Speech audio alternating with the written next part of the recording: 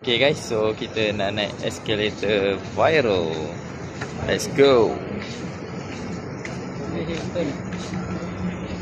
Okay, so ni escalator viral dekat Masjidil Haram. So kalau tengok ni, kita akan turun. So kebanyakan orang akan ambil video gambar kat sini ya. Kan nice kan?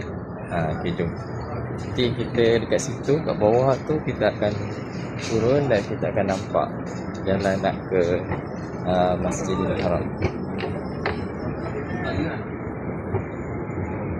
So kalau nampak tu view kita lah dekat kawasan tu, nampak view Masjidil Haram.